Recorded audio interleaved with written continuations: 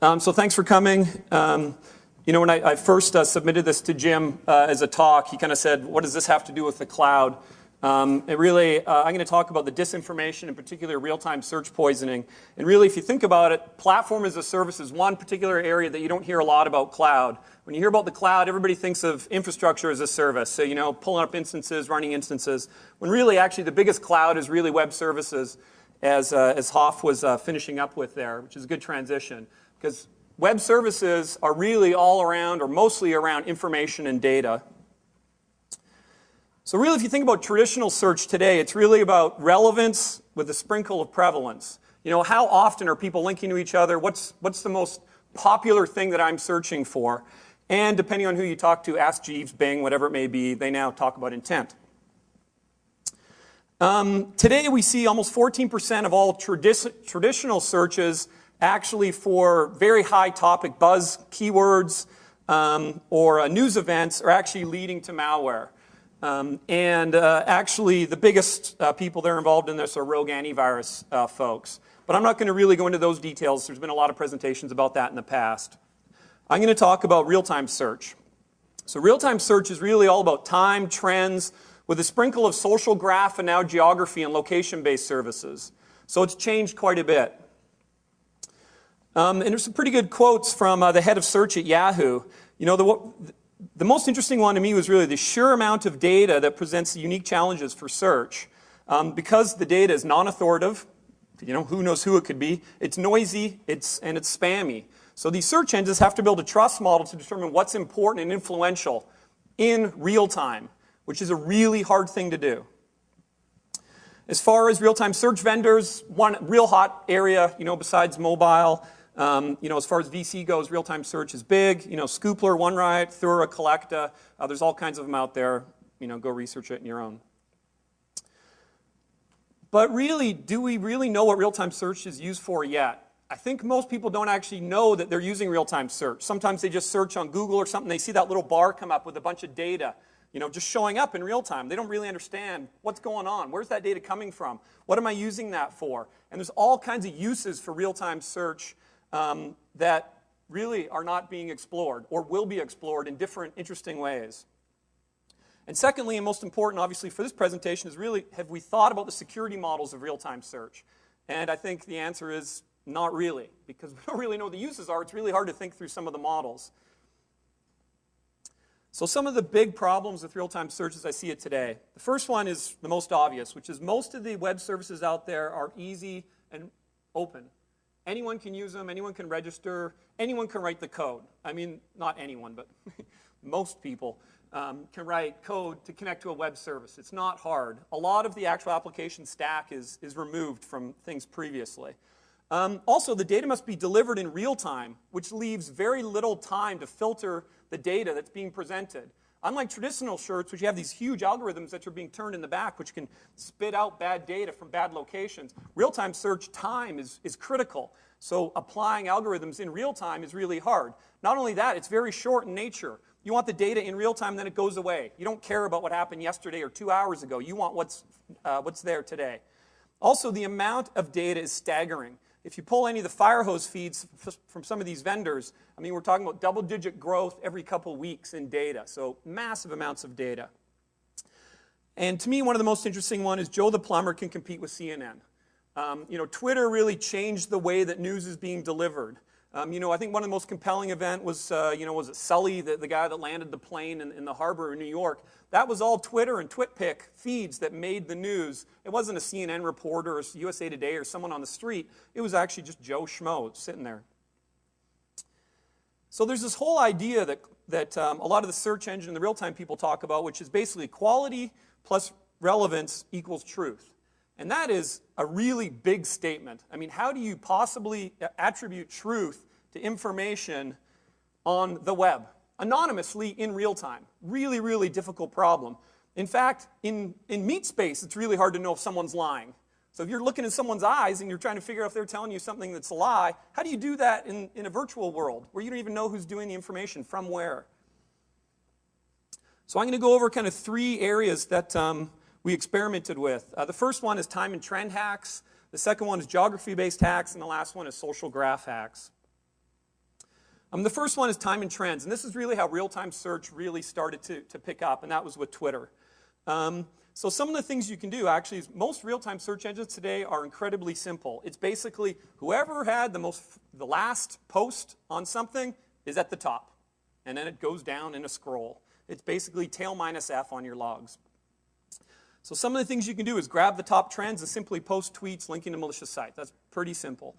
You can post from multiple accounts with multiple URLs going to multiple sites because some of them check to see if the same user is posting over and over again. You can post with images.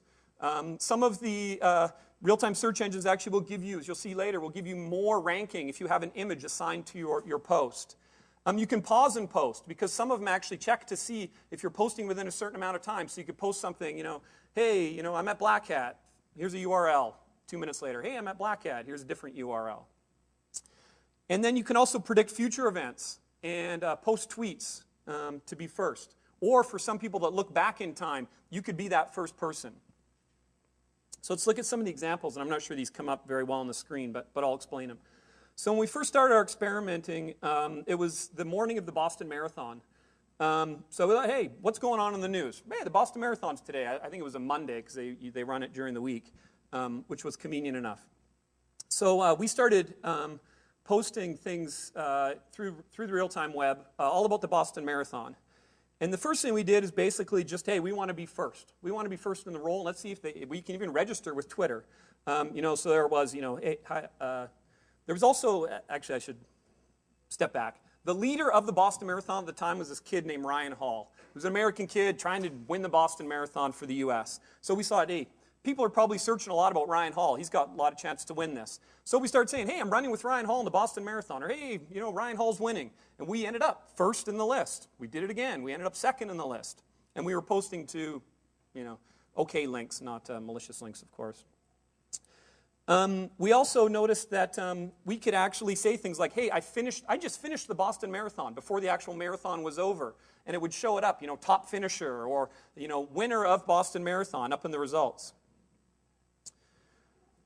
The next one was we also realized that this was also happened to be the weekend or the morning of the volcano in Iceland. Those of you who are at Blackhat Europe that were stuck over there would remember this. So we actually thought, okay, well, the two top stories today are the Boston Marathon and the volcano. What if I combine some information about those two events and start posting tweets and posting things in the social web about it? So we started, if people were doing searches, believe it or not, people were typing in things like, couldn't go to the Boston Marathon due to the volcano. Unfortunately, I couldn't make it because of the volcano. So we just posted information about that, and we came up in the top ranks based off of that information. The next one was we realized actually in some of them we couldn't get up. Topsy and Collect in particular, it was hard to get up. They were actually filtering out our data. We didn't have enough followers, or there was some reason. So we just posted pictures of ourselves. We just posted, that was me running the marathon. So we said, hey, I'm running the Boston Marathon. Here's a picture. And we ended up third, and I think it was in the top two in these two engines. And then lastly, as I was saying, we predicted the future winner. So at one time, the actual person that was supposed to win was this African guy, or Kesso. We actually posted that he won the marathon before he won the marathon. Eventually, he won the marathon, but if you go back in time, you'll see that we posted that first. Our links are the first ones that say this guy won the marathon, and it was actually before the actual marathon was finished. So we are the first point of record on the winner. And then the last one we played around with, this is at a different time. This is during the, there was some protests in Phoenix around the new law they had in Arizona around immigrants. And we realized, we actually couldn't, with Google was actually doing things a little bit smarter than some of the other engines. But then we actually made a mistake and we actually spelled Phoenix wrong. And then we realized, wow, a lot of people probably spell Phoenix wrong. So you just typed in Phoenix at Pheonix, and we ended up in the first. So the standard typo attacks of yesteryear still work fine. So the next area was social graph hacking. And this is really one of the big hot areas along with geography and location-based services. And some real-time search providers are really attempting to map your social graph, and that's really where the money is in the social space today, into their algorithms. So really the social graph, as far as most of the engines go, is really around who's following you, who are you following, and how that whole social graph is being built. So some things you can do is get people to follow you. I'll show you how we did that. You could see the engines with good posts over time. This will get you a good reputation as a user. You know, if you're just posting stuff, you're good, you've got a great reputation, then all of a sudden you go bad. The next one is to take control of good accounts. Some well-known people's Twitter accounts have been compromised. And the last one is to link accounts across data streams. And I'll show an example of that, like Facebook, MySpace, Twitter, all together. Some of the engines are actually building profiles across the social web in order to map their algorithms. So the social graph really today is really about who are you, who do you know, who do they know, who are you following, who are they following, who's following you, and where are you? And every one of these dimensions has a security problem, but most importantly, every one of these dimensions has a revenue opportunity. So not for the bad guys, but for the good guys. So there's huge amounts of venture capital in this and a lot of startups that are doing this type of stuff. So the first thing we started researching was how do we get people to follow us on Twitter? And one of our researchers noticed that, hey, one of the easy things is you can just go on eBay and buy followers. So for 99 cents, you can get like 1,000 followers on eBay. So we bought some followers, and our ranking actually went up immediately just based off of the fact that we bought followers. Who knows who the people were, you know, probably spam accounts or whatever else, but, you know, for 99 cents, it was a good investment. The next one is a really interesting one that just blew me away when I first actually stumbled upon it, and this is this company, Adly. I don't know, has anyone heard of Adly? I'm sure you've heard of Bitly, maybe not Adly. So Adly is this, this notion of celebrities and people that will tweet, and you can pay them to tweet information. So actually, this is the role of Adly. You're supposed to be an approved advertiser. I signed up, I got approved, I became an advertiser. And the top people, believe it or not, charge as much as $10,000 per tweet.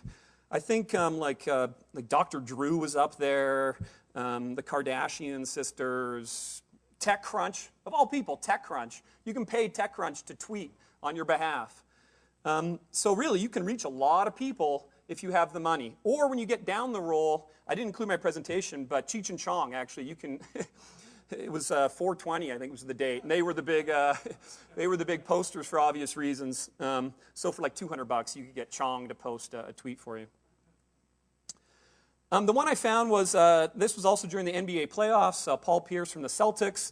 You know, I was trying to find who was actually paying these people. So it looks like the makers of the hit, Death at the Funeral, paid Paul Pierce to post a tweet during the playoffs. And, you know, it does say ad in brackets, but I'm not sure how many people look at that. The good thing is that they use Bitly for this. I'm not sure if Adly and Bitly are connected, but and with Bitly, of course, you can add a plus at the end of the URL to see how many people go to the links. So this, I don't know if they actually paid $5,700 for this. Maybe he has some deal with them on the side. But I looked at the results, and really there was only 1,200 people that actually visited the site within the first 10 minutes. So really not all that successful. A more economical way is to actually hack or compromise somebody's Twitter account. So Guy Kawasaki's account was compromised. I'm not sure what the truth was in the whole thing, but apparently someone sniffed his password through TweetDeck or one of the Twitter applications and then posted pornography links.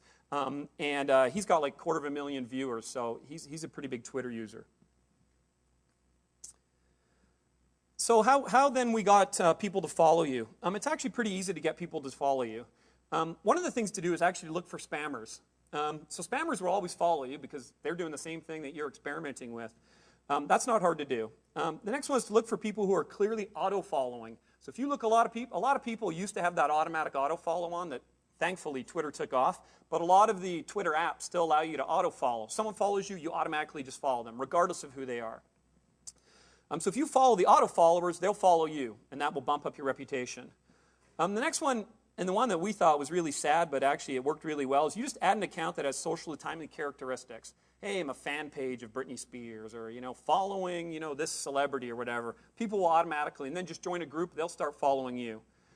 But one of the recommendations we have is actually to not necessarily use the API, because the API does have throttles that I'll show you. But you actually can simulate clicks a little bit easier, just like you're a user and you're actually using the interface like a web browser versus using the APIs, because those security controls don't exist or appear to exist like they do in the other one. So for us to get 400 followers actually took 3 days. We actually had to trickle our followers and our followings, or else we would get bumped pretty quickly. So kudos to Twitter, is actually they were bumping people who were doing these automated things. It took some time for us to figure out where that breaking point was. So the magic number, I don't know what it is today, but a while ago seemed to be around 50 to 75 per day, people that are following you. And then at some point, they'll start bumping you. Hey, this is automated. 75 people wouldn't follow you in that short amount of time. Of course, you could also create hundreds of accounts. So you could create hundreds of Twitter accounts. There's no throttles on those. And then start following all those people, 50 to 75 per day. And then obviously create a pretty big profile. So we followed 500 people with 400 people following us. As I said, then Twitter booted us. We actually had some problem getting back online. So I'm not sure if you're a legitimate person, you become a celebrity, or lots of people start following you for some unknown reason, and you get bumped. It's really hard, actually, to get back on track. So I guess you got to change your name or something to that effect. The next one really is about apps. And apps have gotten really popular. Obviously, everyone knows about Zynga. But apps in general are really growing or provide a lot of the growth monetarily and just growth programmatically and data-wise within some of these social spaces. But really the question is, do users really understand what they're agreeing to allow access to within their profile? And I think the answer is definitive no. I mean, even now, Facebook's changed the warning signs that come up. But I mean, there's like 12 of them. Do you give away your firstborn? Yes. There's all kinds of them. And I think people just go through it and, yeah, of course, yeah, that's the way this thing works. Of course, I'm willing to give access. But what I think is more scary is, do the developers really understand what access they have? So if you write a Twitter app or a Facebook app, I don't think most developers understand really what access to that account and all of that information they have. And that's a scary proposition.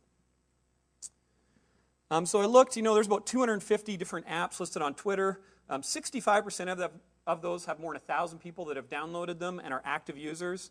There's 5,000 Facebook applications on Facebook. Games are by far the most popular. So some of the things you could do, this has actually happened. You can create an app with the most popular social websites that does something good for free. Then you could turn it around and make it bad or start stealing information or steal data. Even with a lot of the apps today, a lot of the widgets and gadgets that people use, even iPhone apps, you name it, people don't understand when they're putting in their credentials, the credentials are going to somebody else first, and then those credentials are getting passed on. Unless they're using OpenID or something else, which a lot don't, they're automatically going to another party. So that party actually has your credentials, and then that gets passed off. As I said, the API access gives you a lot of power. Some of them, depending on the API, you can read, write, create, delete, modify, and edit the social graph of the person. It's being done already. We've seen fake Facebook apps. We haven't seen any fake Twitter apps quite yet. I'm not sure if any of you have. But once you have access, you can modify all the accounts and details on those accounts. So the last one is geography-based hacks. And this, to me, is actually the most interesting area today, location-based services. So over time, I believe geography is playing a larger role in ranking real-time data. If you look at the funding into Foursquare, that's evidence. I've heard statistics like the coupon market alone for geography-based services is $2 to $5 billion. What all that means is that coupons coming down to your handheld device are being serviced to you based on where you are. That's big money, just for coupons. Forget all the other stuff. So the APIs that are out there today allow you actually to send your own latitude and longitude. So you can actually say where you are. So you can say, hey, I'm here. I'm there. Not necessarily where you are. Some of them are a little smarter. They look at your IP address, then they use MaxMind or some other way to actually map where your coordinates are. But actually, we all know you can change your IP. You can be at another place at any given time. So assuming that geography plays a larger role, you could also target folks based on where they are. So we've seen this with web servers, today, where, I've seen some banking Trojans, for example, which will show up, a Bank of Italia phishing site, and will only work for people that are in Italy. It's not going to work for someone in the US. So you can take some of those models and shift them towards geography-based attacks. And eventually, you're starting to see geo becoming more granular, and I'll talk about that later. Some people call that ambient streams. So we mapped where we were. There's also some Twitter-based services. For example, there's something called nearby tweets that people use. Nearby tweets is basically you're in an area, you just want to know what's going on in that area. Hey, I'm in Dallas. I want to know what's going on in Dallas. So we were in San Diego at the time. We said we were in Dallas. We started tweeting like we were in Dallas about current events happening in Dallas. And it turns out there was some kind of Southwest Airlines, I don't know, protest or something. That was big in the news. So we couldn't actually get up in the top ranks of the search results until we actually said we were in Dallas. And then everything that used geo as part of that actually allowed us to get top real estate in the search engines. So, finishing up on that, taking the three components of these and putting them together gives you a pretty powerful, ammo to duping the real-time search engines today. So the first one is relevancy. What's new? What's happening right now? What's going on today? And the traditional search engine poisoning uses a bit of that today, except it's really all about buzz and keywords. This is really what's going on in the social space at any time. The next one is your social graph.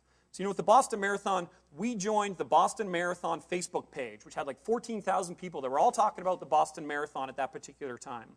And then the last one is geography. Where are you at any given time? And this is really the relevance plus truth plus geography equals truth. So we posted that like we were in Boston, like we were at the finish line actually in Boston, and we posted it as a picture. And with all of those together, this was actually the only way that actually we became the top link in Google. So Google in their real-time bar actually has the real-time results, and then they have the top one, which is expensive real estate if you pay money for search. So we became the top search for item about the Boston Marathon in the top links, essentially a paid-for space, by mapping those things together. So just wrapping up, some of the future of real-time hacking. This has actually already started happening. So really, it's now a matter of, not when will Trojans use open APIs, but really some of the Trojans already are starting to use the open APIs for their own good in some way. So if you really start thinking evil, here's some of the things we can do. We all know there's bots out there. Obviously, it can be controlled, paid for, and everything else. They do all kinds of things. But if you take a medium to large size botnet, say 100,000 nodes, you actually could register, let's just say you're conservative, you register 5 accounts per day across the social graph. You could actually, in open APIs, register more than 14 million accounts in 1 week with only 5 per day with that kind of control. So from there, you could actually start using the messaging protocols to control this bot. And that becomes really hard to notice and really hard to take down because you're using real infrastructure. So the Twitter bots that are out there today are just using Twitter messages to control the bots through Twitter. Well, with this, you can actually use a headless system where you can map the social graph and the web APIs to actually control the bot in a nefarious way. So with all that power, you can really think evil, and you can really think what you can do. So things you could do is pull common headlines, build reputation over time. You could obviously build password cracking systems. These passwords, it's been proven, are pretty easy, so you can compromise people's accounts. You can build up geography-specific popularity that rely on geography. You could build your own social graph. So you could build something that you think is going to be important or that is important, build it up, build reputation in that, and then post.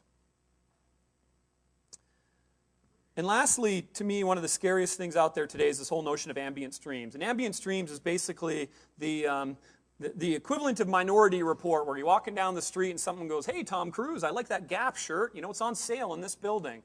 Or, "Hey, Dan, you're next to Starbucks in Caesars. Do you want $5 off your $12 cappuccino?" And this is becoming a reality. Mobiles now have location-based services on them and are posting data as where you are at any given time. All these devices are doing this. And the way they map this out is basically they're saying the real-time web plus geography plus published information plus your personal and social communication or your social graph equals the Holy Grail. This is the Holy Grail of real-time search. And to me, I just really think the reality of that is it's going to be really hard to assign truth or attribute truth to these things that are going on virtually in this anonymous, frictionless system where people can dupe what's going on. And what's particularly scary to me is really the meat space component of this. Right now, all the attacks we're talking about are really about virtual. They're faceless. I don't care where that person is. I'll take their bank information. We don't really care who's behind that PC. But with geography, you know where the person is. You know a lot about the social graph of that person. And that's a pretty scary thing when you know where someone is at any given time and what they're doing and who their friends are and what they may be talking about. Because people sit in these things now and go, hey, you know, I'm at DEF CON in this room talking about blah, blah, blah. So people actually know what's going on and where you are. So to finish up, you know, some of the things that we're looking at now is influencing Facebook streams and search with likes and dislikes. That actually is becoming more prevalent. And hacking Foursquare, which is by far the most popular geography-based service that's out there today. So that's it. I don't think we have maybe 1 minute for question now. Go to that. Yeah. Go ahead.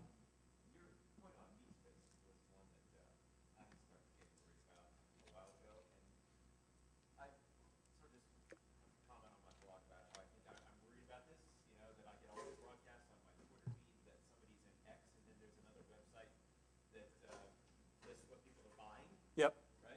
So, okay, I know you're at Best Buy, and I just see what you bought. Okay, wow, that maybe you already have a lot of that cool shit in your house, and I'm going to go rob you. Yeah. And the response I got back was, you're irrational, this is something to be afraid of, because the only people following you are people who are already going to know where you are and can have anyway.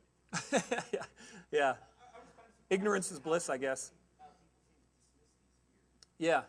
Well, I mean, it's just like the fears of data on Facebook and, you know, some of these other properties. It's the way people are working today, especially the younger generation. You know, they're more than happy to say where they are at any given time and give away this data. But I'm not sure we really thought through that. You know, what does this all mean down the road? Thank you very much, and we'll hand it over to the next presenter.